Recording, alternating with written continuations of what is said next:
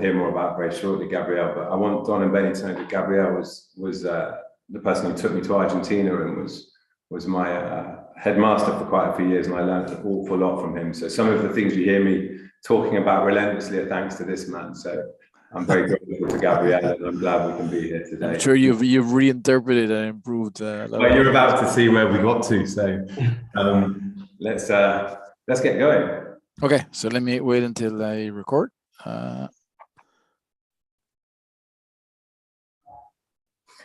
Okay, thanks, Gabrielle, and thank you to the team from the UK stroke Argentina. My name is Ben Davies, and I'm here talking from Romania, and I want to explain a bit about where we are and where I'm talking from before I introduce you to some of my colleagues and friends. So right now I'm sat in a very rural setting amongst some rolling hills about 25 kilometers from the nearest city, I suppose you would call it, Cluj-Napoca. And I find myself here as the head of a very small school that we have plans to grow. That finds itself in the middle of what I would describe as a learning village, a land development that is in many ways built around the idea of learning. And so the idea of what we want to share with you today is I'm going to start by just sharing with you all some of our shared beliefs about learning. And then the idea is we want to start today with Don Lothrop, who you'll see here in the call, who was he is the founder of the whole learning village, basically, and I'd like him to share a bit of his history about how he came to the idea of building a learning village and how he actually built it, how we built Colina Noa. And then we're going to zoom in a bit and talk about how we built a learning community in that village, and Benny Pott, who you'll see in the Zoom, has been a big part of that. Then I'm going to talk a bit about the school and what we're trying to do. And then we're going to have some of our learning designers. I see Anna Maria's already here, and we'll have Emma share as well, showing what we're actually doing. And then we'll finish with some children showing what they're up to. So we're going to kind of start big and zoom in. Hopefully we're going to be coherent when we talk today. And one thing that keeps you coherent is your beliefs about learning. And I'm sure that many of the other schools around the world will share many of these beliefs and have their own beliefs. But I'd just like to share here 6 beliefs about learning. That we could have an infinite number, but there's 6 things here that I think really we keep close to ourselves when we design things here in Colina, in Romania. And I just want to go through them quickly. So sometimes adults need to step aside so that children can fly. This is why we avoid making decisions for learners that they can make for themselves. I'm hoping what you'll see today is that even though up until now we're working with very young children, we're trying to empower them, and we're trying to give them as much autonomy as we can over their learning in a structured way. The next belief has actually come out since I arrived here in Romania, but I think Gabrielle in Argentina will be quite relevant as well. In fact, all over the world, because perhaps many people aren't treated that well in the current educational paradigm. And that's one of the reasons why I think we're all here and advocates for change. But people learn best when they're encouraged and treated with dignity. We believe that everyone has superpowers, and our goal is to help young people unlock theirs. The next part, as I said, we're part of a community. So the partnership between home and school has a great impact on learning. Our bottom line is preparing our children for their future, and we work together so that they bloom. Deep learning is built upon knowing who each student is and understanding what they need to flourish. We cherish our students and always start with who they are before considering what they might learn. And I hope you'll see a bit more about that later on in this hour, but we really are trying, because we're a new school, because we have very few structures and systems in place. You know, we don't have traditions because we're new. We can question most things, and we're really thinking about how we design curriculum and how we design learning, so that we always start with who our learners are. Which connects us to the next one, and Benny will talk a bit about this. Learning happens where life happens. We're developing a powerful learning culture which breaks down the boundaries between school and the real world.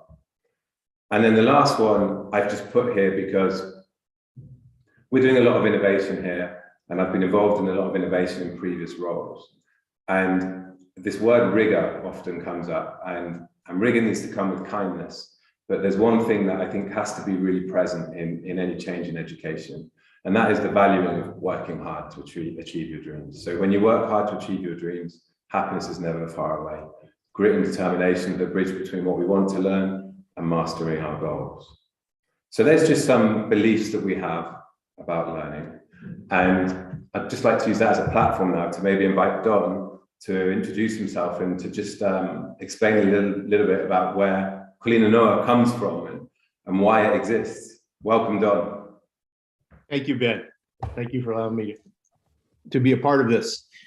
So I am not an educator. I am a venture capitalist from Silicon Valley by trade and a parent, 3 kids. So Colina Noa comes from my first 10 visits to Romania when I was just doing charity work. And I always wanted to go find the places in Romania that haven't changed since communism. And I found my way into the villages and made 2 observations in the villages of Transylvania. Despite the political tyranny, poverty, and access to local medicine, the people in the villages live longer than my dad and my grandpa, who came from some of the wealthiest zip codes in the United States. Another thing that was interesting is that when I took my kids and my niece to the villages, they used to love to play in the streets with the kids in the villages, even though they didn't speak Romanian. And they said to me, "Dad, we play because the kids here actually play with each other. In America, we just perform for our parents." So I am, in a third part of my life is that raised my kids in Menlo Park, California, and then moved to a nice suburb of Cincinnati. A high percentage of the kids in the local high school were medicated for something, depression, anxiety, ADD. And so you kind of wonder, how do you live the American dream and end up in an environment where you don't live as long as people do in the villages in Romania, and your kids aren't as happy. So I am, the venture capitalist in me said, when something it needs to be improved, there's 2 ways to do it. One is to make incremental improvements to something that exists, or the other is just to start from scratch and build something new. And so Colina Noa is a vision that began 20 years ago to build a new way to live and to learn in the post-industrial age, when people don't have to necessarily get in their cars at 7:30 in the morning and get in them again at 4:30 in the afternoon, and whose lives are driven by driving back and forth. So at the center, I like to say, and if I could, let me see if I can share a screen. I'm also not very good on technology, but I think this shows up. Most of what we're doing is simply reclaiming time-tested values that have been the possession for humanities for centuries. These villages in Transylvania have not changed much in the last 500 years, but the common themes is people live in places where they locally grow their food and they have clean air, they have active lifestyles. The neighborhoods and communities are built for people, not for cars. The children have wide open, safe places to play, create, and develop critical life skills at a young age. Everyone lives in harmony with the natural world. You can't take more from the village than you leave your kids. And at the center of the village is a local school. That's the center of the community. So because I'm not an educator, I can just make kind of my observations as a father and as a person about what the local school brings to the community. First off, in the local school, everybody walks to school in the morning. And that's where a lot of moms, a lot of dads maintain their connections with each other, walking to school in the afternoon. A second observation, particularly in the villages, is the whole surrounding area is a learning environment, whether it's the farm, the forest, the flora, the animals. I would have done much better in science if I'd have lived in a natural learning environment instead of having to learn science in a classroom. The fourth is that because kids, they kind of go from the classroom into a natural learning environment, playing with each other. My kids never really had the opportunity, because their life was so structured, to organize their own soccer games, baseball games, their own music bands, make their own plays. When I was at Colina Noa last month, the kids from school, they just move into their own little music group, or one night when I was there, they were putting Post-its on the people's doors, inviting everybody to a play at 6:30 at night.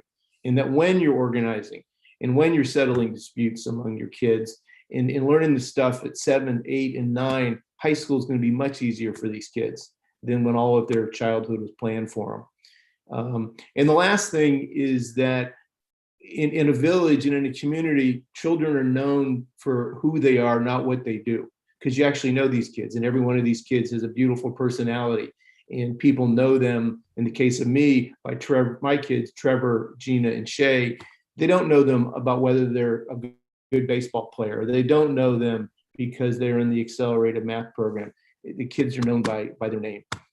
The last part about the school that I care a lot about is lifelong learning. So many jobs require people to get retrained, reskilled, every 7 to 8 years. And so teaching kids to learn how to learn at a young age, I think, is essential for our children to thrive in the digital age when there's so much change in the workplace. So that's a non-educator's vision of recreating villages instead of suburbs, and in creating schools, at the center of our village.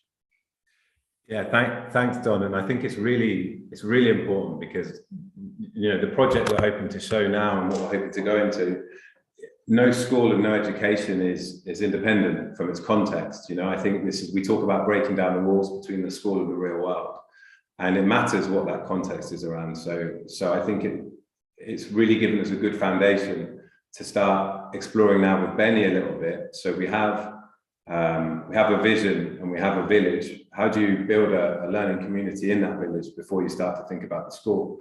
And so Benny is a parent of the school. He's also a resident in the village.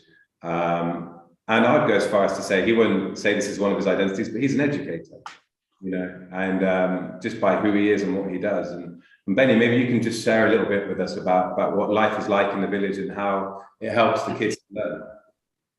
Yeah, thank you very much, Ben.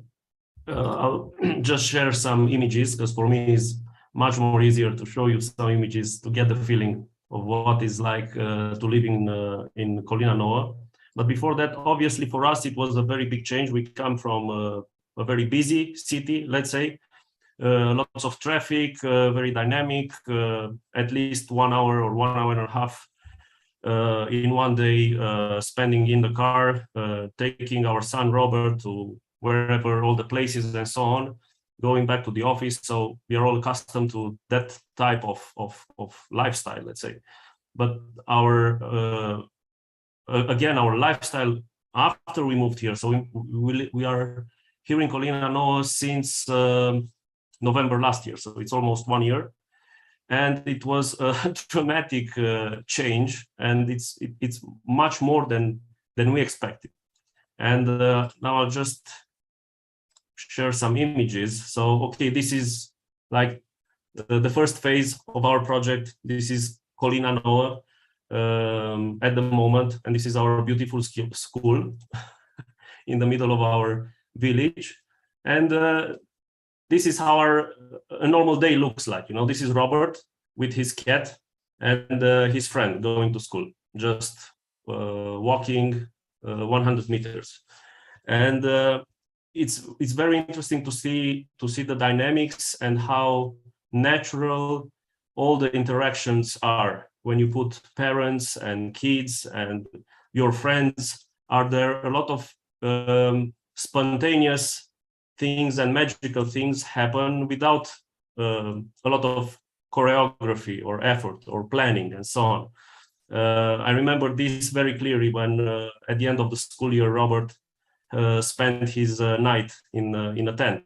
Also, it was a great learning opportunity, how to put a tent, how to install it. So all these kind of things and all the interactions you see in Colina Noua are so natural. And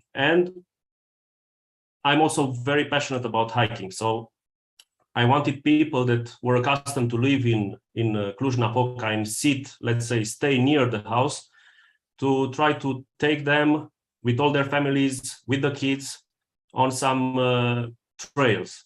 And it wasn't just an opportunity to see beautiful things. It was an occasion also to connect with our larger, let's say, environment and to the neighboring villages and also our neighbors in our village.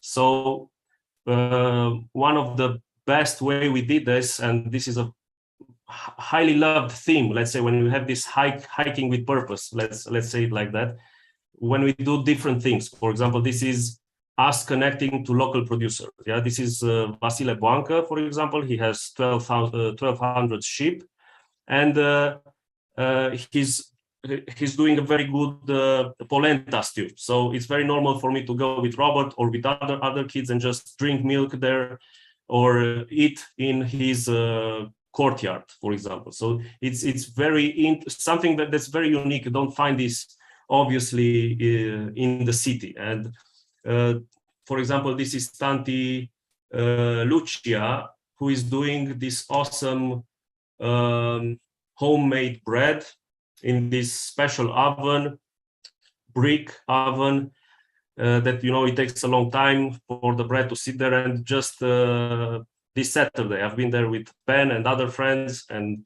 his daughter, and we witnessed this process and how do you make this bread. And then we just took it and put some butter on it, you know, while it was warm. And that was awesome, you know, an awesome experience. Also, other neighbors are, you know, they have horses, so we can go there and just take a horse, and they always are inviting us and so on. We had also a very interesting project with the school, like creating a bike trail. So we just put all the kids, you know, in this tractor, or how do you call it, Ben?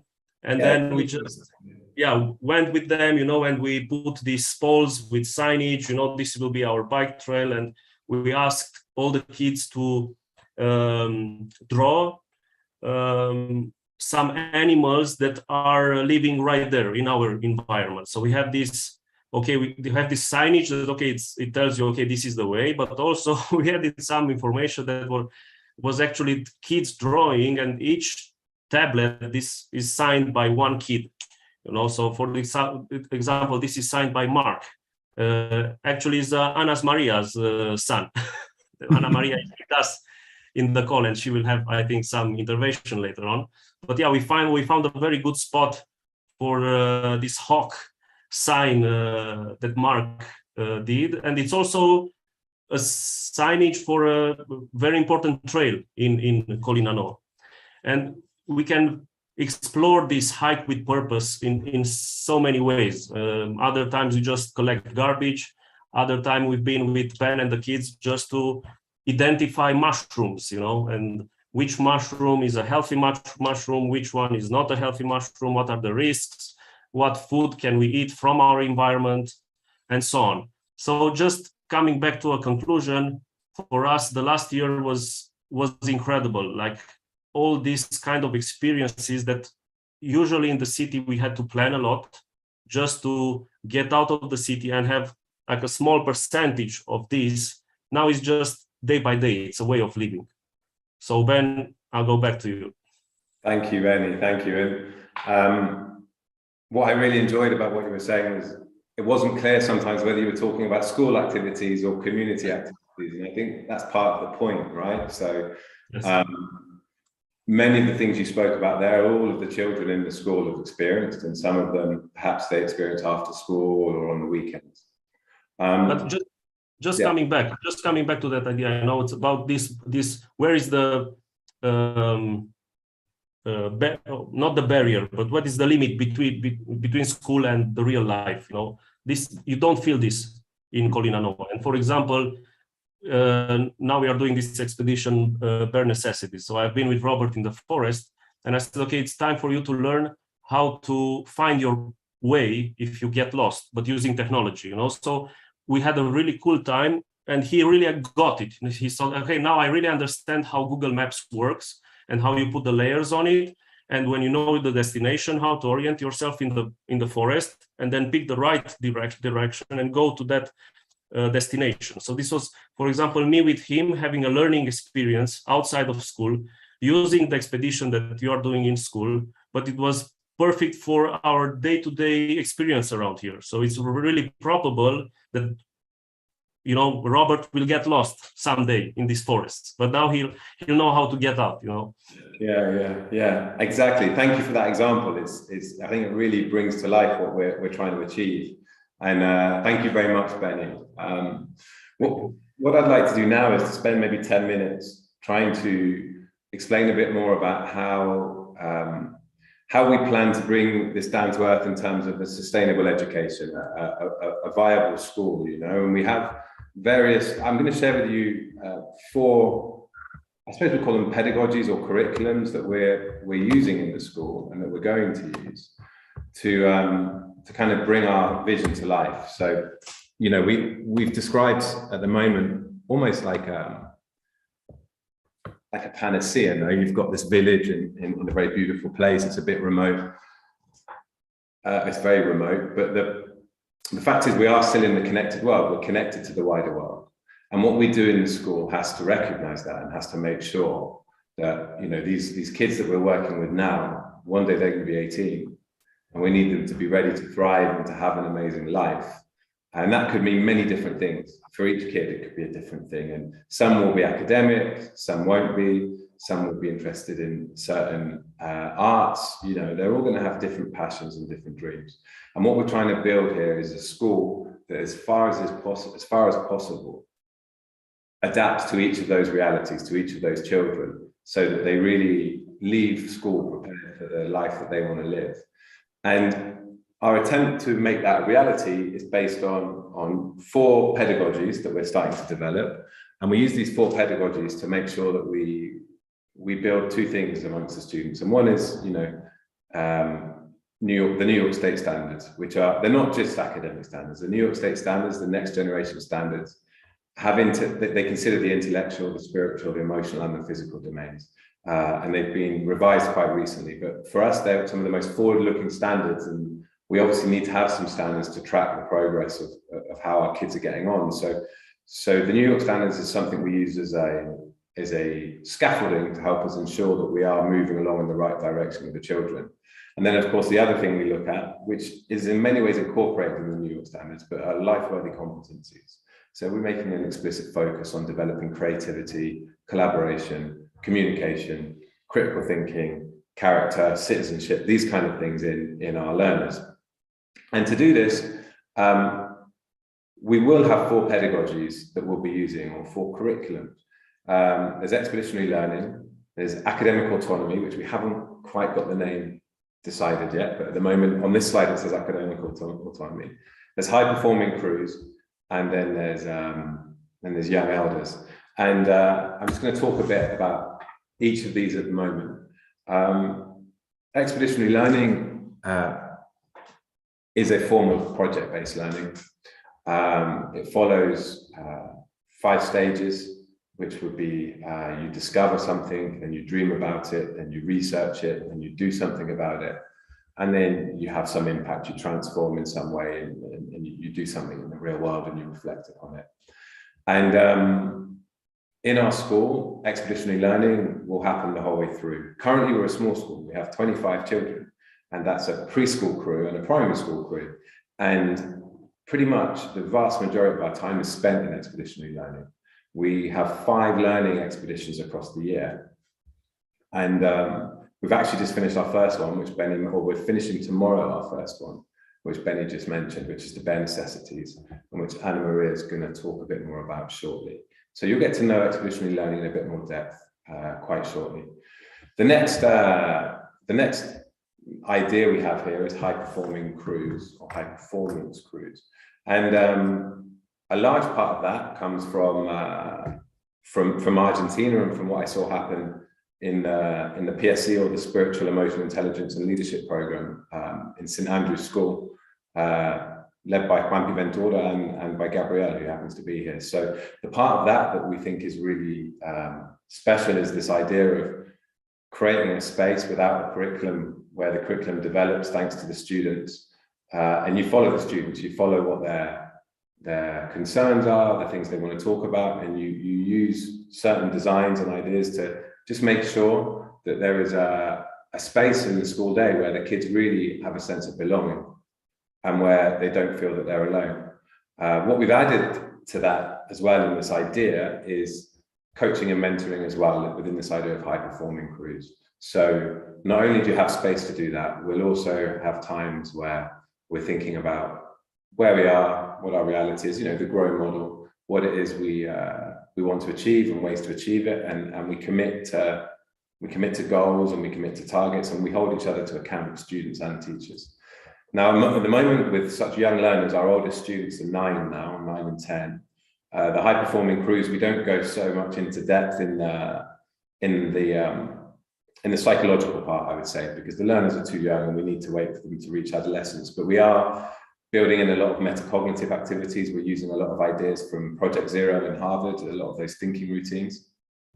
And we're just making sure we create time each day where we step in and we step out and we just understand what it is we're doing, why we're doing it, what we want to achieve, etc. The next idea we have here is was called academic autonomy on the previous slide. Here it's called Thrive Time. As I said, we haven't really decided a name yet. And again, this is, I think, built on an idea that I saw in Argentina. And I think you've maybe heard, or you're going to hear from Paula Barber shortly, but she works for an organization called The Egg, and The Egg was originally a school, I believe. And they showed me that it was possible to put quite large groups of students on online courses in a hybrid kind of way, so working in groups in a physical place, but working on their own courses at their own pace. And for these kids really to thrive, if you built a simple pedagogy of if you're stuck, you ask the person next to you, and if they can't help you, you ask everyone on the table. And if no one on the table can help you, then you ask the teacher. And I mean, Egg, it has a very clever algorithm as well, made by Nacho Portricio, that puts the kids in the optimum groups for collaboration. And so we're using that idea to think about how we can work with other schools around the world to create epic online courses that kids from all over the world can share and can work on together, so that we're not limited by the fact that, we're going to be a small school. We're obviously going to grow to more than 25, but I don't think we'll ever be the size of 2,000, or anything like that. Yet we want to offer a world-class international curriculum. And one of the ways that we can solve that problem, and that other communities like ours can solve that problem, is by leveraging the amazing technological resources we have together, designing some epic online learning experiences, and using pedagogies like The Egg to really bring them to life. We actually, this again would be something that's more designed and geared towards adolescents, but we are already using it in some way with our youngsters, with our primary crew here in Colina. When we look at numeracy, for example, we use IXL, and we've handed over the educating part completely to the algorithm of IXL. So Anna Maria and I talk about this every day, and we reflect on whether this is the right thing to do or not. And I think more often than not, we're leaning towards this is awesome than what are we doing? But the idea is that the kids are diagnosed by IXL, and then the algorithm in IXL makes recommendations to the kids. So we have these kids working on a wide different arrangement of mathematical numeracy activities for 45 minutes each day. And what they're working on is dictated more by the algorithm than by us. And what that does, it means that we always teach in pairs in our school. We're always team teaching, or we try to, not always, but as far as possible, we team teach. And so with 2 of us in the room and with the class, we're just constantly moving around and giving the kids little master classes and helping them to accelerate their learning in maths, sometimes in science, sometimes in literacy. And we're seeing that having a really profound effect on the kids, particularly when we talk about the nuts and bolts of some basic skills. So that's how academic autonomy or Thrive Time is manifesting itself now in Colina today. And then the final pedagogy or idea here is Young Elders, which combines 2 classic ideas that many of you who watch this will have implemented in your schools, I'm sure, which are, first one is students as mentors, students teaching students, students giving back to their school, older students helping younger students to thrive. And the other part of this would be service learning. So taking leadership, becoming an elder in your community, as far as it's possible to become a young elder. It's a bit of maybe it's a paradox.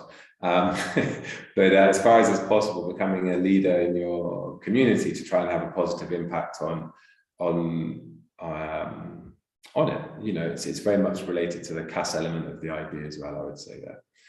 So this is how we're trying to build our school on a very high level idea. For those of you that are interested, before I move over to Anna Maria, this is kind of how this isn't the amount of time we're dedicating, but at the moment in preschool, where kids really should just be feeling and doing, there's not a whole lot of thinking until the age of 7, right? I mean, there is thinking, but not necessarily deep thinking, you know, they're developing in other ways. We focus on expeditionary learning in the preschool and in the primary school. But as I said, in the primary school, we also have 45 minutes a day dedicated to academic autonomy. And we have these high performing crews at the beginning and end of each day. And then when we get up to the middle school, we do the high performing crews in more depth. We really, you know, start to look at this,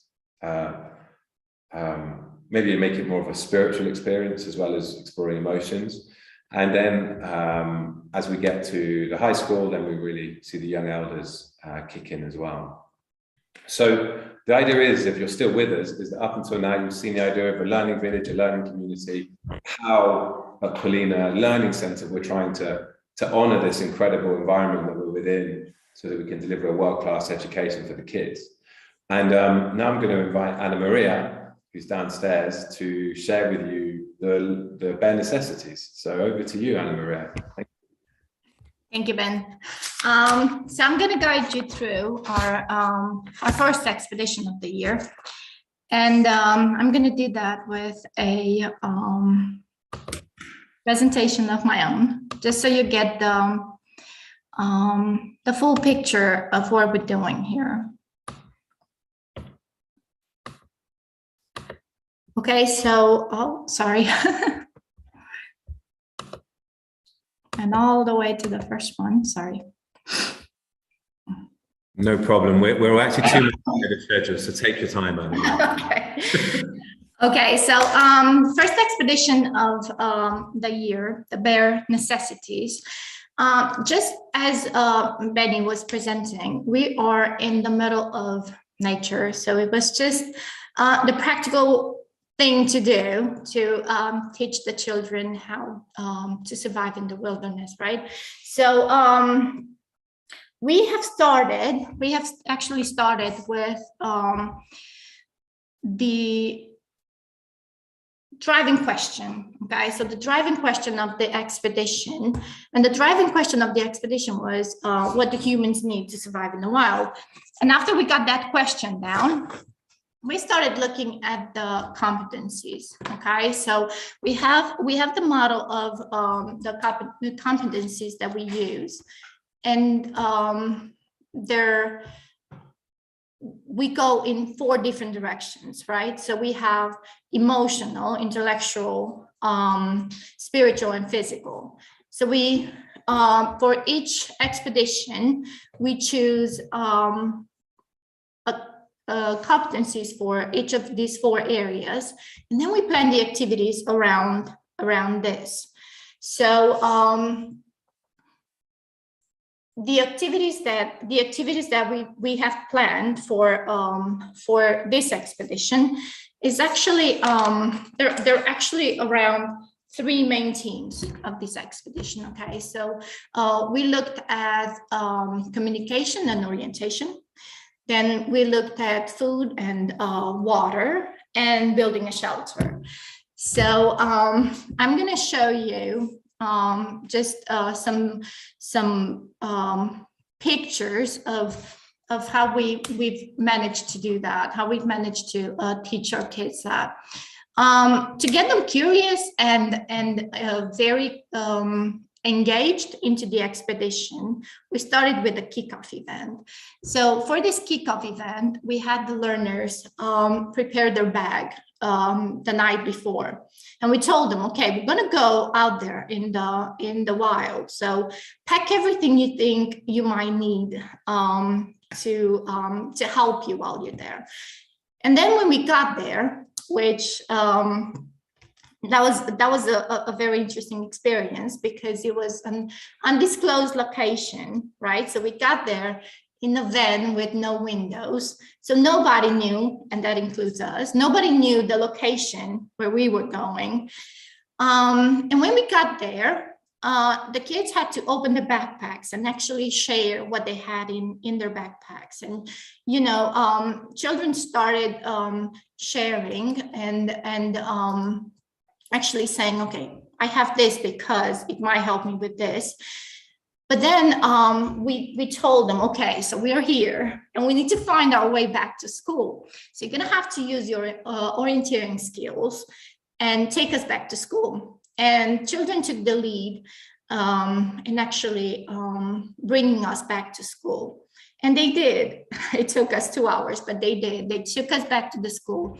And on our way back, to keep them engaged, they had to have this piece of paper where, you know, they had to check, okay, I'm looking for different things that might help me, like, can I find a shelter or a tree to climb? Can I find sources of water or food, edible food that I can eat?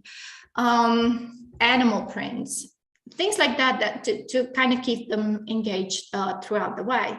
And then when we started our expedition, the way the expeditions work, we have 5 steps. Okay, so we have discover, dream, research, do, and transform.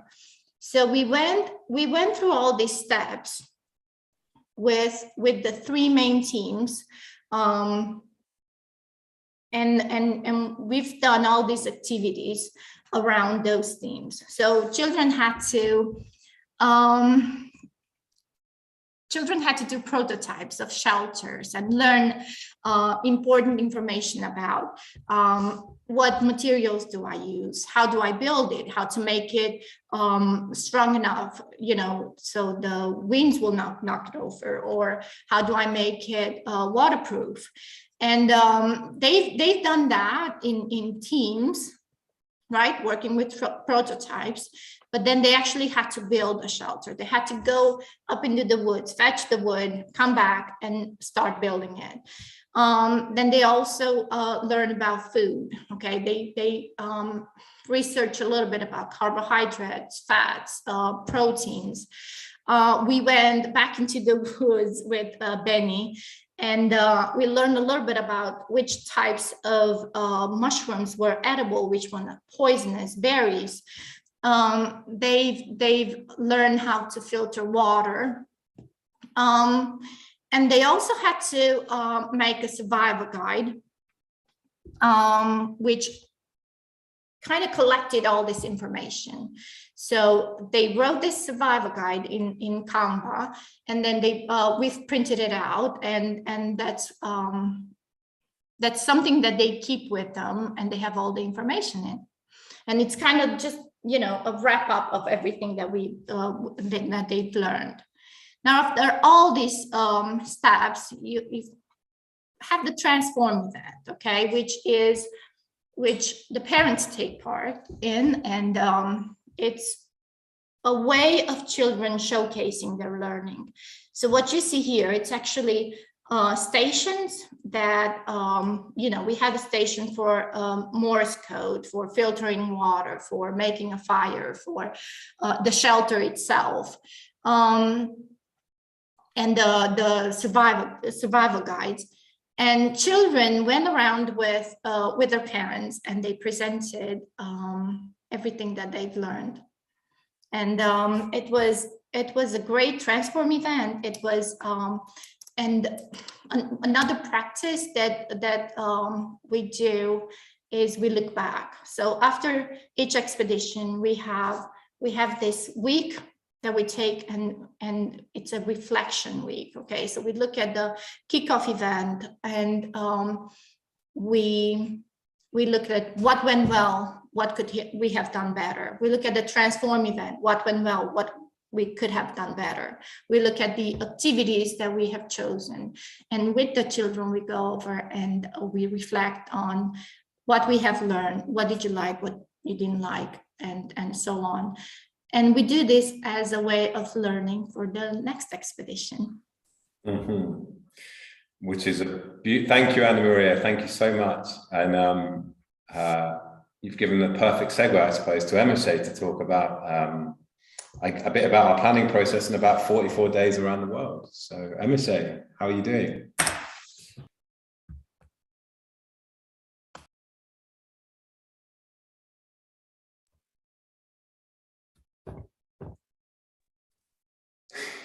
Hi.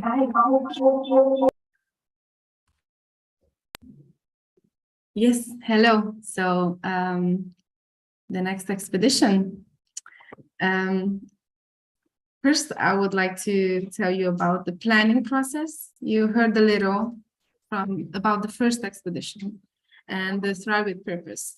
But behind me, you can see a wall. And this wall, where you cannot see anything, you will see it immediately. On this wall, we have our planning itself. In August, we went on a trip. Us learning designers, we took a trip to see what is in our community, who are the people, the local producers, as Benny introduced them. And we found many good themes and ways to actually, see what's happening around us. And we came back and we just jotted everything down. So here is the wall that you can see behind me. I took a picture of it. I know it's a lot of mumbo jumbo and probably you don't understand a lot, but we do understand it. And the children, we want the children to understand it. And I think the guiding question for the whole year for us is the question, what decisions am I making as a learning designer, as a teacher, as an adult, that learners can make for themselves? So because of that, we invited some of the Colina children in when we had this planning, and they came up with really good ideas. Yes. Okay. So then, we made this plan for the whole year, right? I'm going to show you another picture of just about that. And this is how a year is going to look like. So the first one, September, October, it changed already, right? So it was the bare necessities. But the second one that's coming, it's the word fair, or as we called it, just a second, as we call it, the around the world in 45 days, because we counted, it's going to be 45 days, the next expedition. And we have a guiding question. The guiding question is putting all the themes or the vital elements that we want in the expedition to be. And that is like, what's it like in lands far, far away? So what we would like the children to learn is culture, different cultures, different habits, right? We are an international school, so we already have some people from different countries, and that's exciting. That's good. We want that. We want people to feel included, to be included. We also, during the Transform event, as Anna Maria showcased in pictures, and what you're going to see soon, the parents come in few hours earlier before the Transform event starts, and we have this learning partnership workshop where, I just came in and asked the question, what do you want to learn? What is culture for you? What is culture for you as a family? What does it mean for your family to celebrate different cultures? If you are a Romanian, what does it mean to you to celebrate the culture here? If you are Mexican, what does it mean to celebrate the culture here in Romania? How can you keep your culture alive in a foreign country? And, we got really, really exciting answers to that. And that was really, really exciting. But then during our expedition, we have a family learning journey. We want families to learn together. Children come to school, they learn a lot of things. They love it. They are excited. And then they go home And we have usually in schools, it's these two cultures, the school culture and the home culture. Okay, we want to blend them together. How can we blend them together? And what is the better way than asking the parents themselves, asking the families themselves? Okay, what do you want to learn? What do you want to know? We have this theme. How can you deepen your child's learning, your children's learning? And then, it's really nice to just ask the parents, and you can just jot down all the themes or the ideas that they have, because they are good, really, really good ideas, but that doesn't involve the children, right? And what we want, I can show you again this picture about our plan for this year. The fifth one is the children's choice. We don't have it. We don't know what's it gonna be. We really have no idea. But what we want them is to have this way of not culture, but a way of knowing how to plan it. And what better way to do that than actually inviting them in and asking them, what do you want? And because if it was a family learning journey question, well, what would you like to do to deepen your learning about culture as a family? Then we said, okay, children, come in, go to your parents, say hi, give kisses, hugs, it's just meeting, getting together again, and then talk about it. What do you want as a family? Children and adults, what do you want to learn? So essentially, that is what we did. And we got many answers, such as like, how do princesses dress up in different cultures? A lot about food, obviously. We like food, so we want to know other cultures' food, right? How do their houses look like? How do they build a house? Since we were, talking a lot about shelters, they are really excited about that. So essentially, that is what we did. That is our family learning journey. We are excited about it. We want parents, families, children, everybody to get involved. We want other schools to be involved. We already have some pretty good ideas about it, and we are really excited about the next expedition. MSA, thank you so much.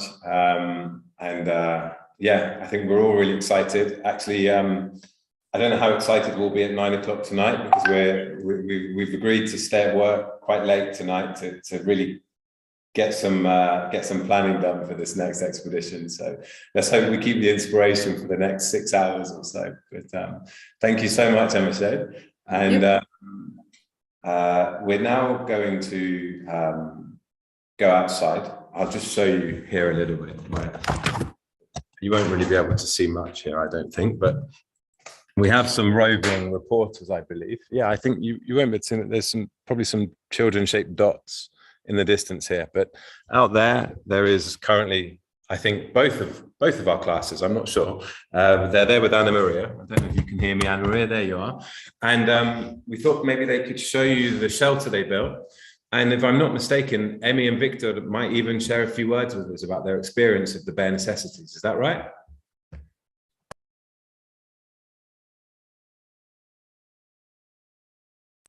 You're muted, Anna Maria. Of course. Hi again. Here we are with our primary and preschool children at the place where we had built our shelters. And this is Victor, our preschool kid. Hi. And he's going to tell you a little bit about how they built the shelter. What is this, Victor? Shelter. What did we use to build it? What did we use? Wood. And? What is that? Say. Și cu ce am legat? Spune-te în română și zic în engleză. Rope. Rope. Okay, and where did we get the wood from? Then forest. And how did we get it from there to here? Good tractor. With a tractor. Thank you, Victor. I appreciate that. Okay, and then we're gonna go over here. We're gonna go over here to Emmy, our primary kid, and she's gonna tell us about how we build. Look, I'm gonna try to get a full picture of the shelter.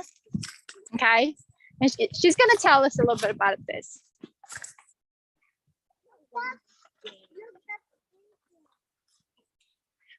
So Emmy, how did we start with the shelter? We start by going in the forest and getting sticks. And then we got tiny branches and then we put them on top. And a few days later, we put hay. Okay. And why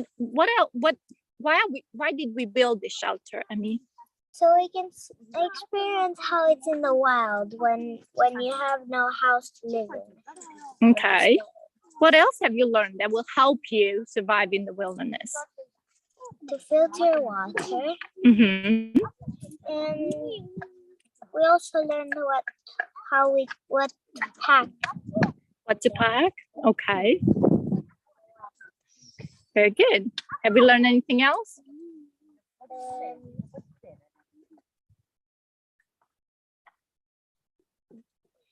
That's okay. All right, Ben, I guess we're gonna hand it over back to you. Thank you, Anne-Maria. Thank you so much. You're welcome.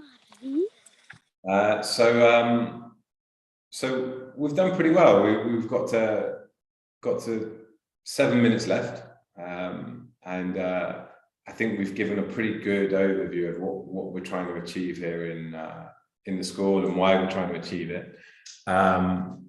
I actually want to just share maybe just to fill a few minutes here as well, and I think it's something I'd like to share, like some of my own reflections as well of this process, because we're talking about transformation and change in education. And I'm a secondary maths teacher by training and by career, really. I was a secondary maths teacher, or still am a secondary maths teacher. And I see so often that all of the talk about transformation and reform in education often focuses on adolescence and focuses on the secondary element. And actually, I think in many cases around the world, the system is designed to value more secondary teachers. And what I can say after my 2 months here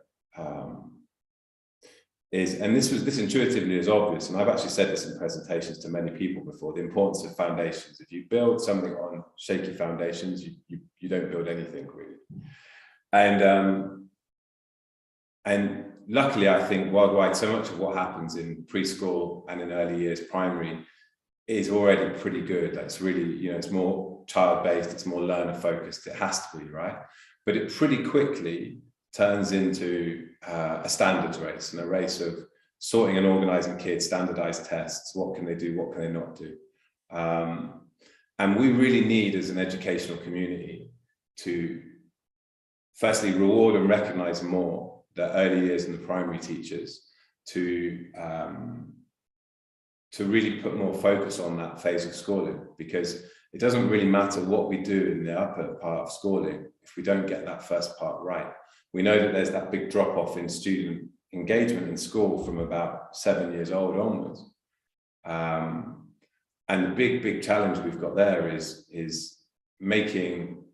keeping education personalized, keeping it focusing on the kids and what they need once we start to look at the intellectual areas. I had a really amazing conversation with 2 of our parents on Saturday, where we're all people that we know why we're in this school. We talked about our beliefs about learning to start this session. We had these agreed beliefs about learning that we more or less are aligned on. But that doesn't mean that we're still not scared or we don't have anxiety about what we're doing. Some parents were sharing with me, I've got, my friend's kid is in another school and they're 5 years old and they're writing beautiful pages of A's. They can write lots of A's and B's and C's, and they're joining up their letters, and it's beautiful. Should we be worried that we're not focusing on that? Even though all the people that will be listening to this are interested in educational reform and will know that there's a huge body of research out there that shows that no, the kids shouldn't be negatively affected by that, because in fact the best way to teach literacy is by pursuing the kids' interests and building on the kids' interests, and they will read and they'll write when they're ready to read and when they're ready to write. But it still doesn't mean that you don't get filled, or I don't anyway, with that sense of self-doubt, like, but they can do this right now, and I'm promising you a future, but we haven't realized it yet. And so I guess this is really just a big calling to everyone out there to kind of stay firm with our convictions and to believe in what we're doing. Because if we don't, it's too easy to give up or to compromise, and then we won't change anything. So, you know, a big part of what we need to be here in Colina, but I think all of us out there need to be, is to be brave and to believe in what we're doing, and to, as I said, to look more at what we're doing in our pre and primary schools, to make sure that the foundations are right, that kids are arriving at secondary schools with the skills and abilities that they need to be autonomous learners. Otherwise, when we put these other innovations in place in middle and high school, the kids don't get it and don't like it because they're already accustomed to the teacher doing everything for them. So that's just kind of some parting reflections. And Gabrielle, I'd really like to thank you for inviting us to be involved in today and for organizing today. It's really been inspirational to see these educators from all around the world. I would like to know if anyone has got the stamina to watch 24 hours. No. Thank you, Ben. Thanks everybody there at Colina. It's what you're doing is wonderful, and we encourage you to continue doing pursuing that dream, because it's worthwhile, and you have a wonderful opportunity. New school, wonderful place, visionary team. So wonderful. Very happy. Yeah, we're recording the segment, so I expect that in a week's time, more or less, we'll have everything neat and tight, including some links to the stuff that you've shown, for people to browse this and other expressions of change. I think the whole concept of what we're doing is trying to get people together who are working in real life about change. We, as you said, Ben, and the rest of the team, we hear a lot, we read a lot, and many of those people who are telling us what to do have never set foot in a classroom. So it's always refreshing, it's always invigorating when we hear, and like today we see literally on the ground what you're doing with kids. So wonderful. Thank you very much. Let me know if you want to say a final word before I stop the recording, and then we'll take it from here. No, just, just thank you. And if anyone is interested in our project or wants to learn more, you can, I'm sure there'll be contact details on the website. You can contact us, and we're happily explain more about what we're doing. And if you have any help or advice for us, we'll happily take that as well. So thank you, Gabrielle. Thank you. Have a wonderful day. Thank you very much. Bye.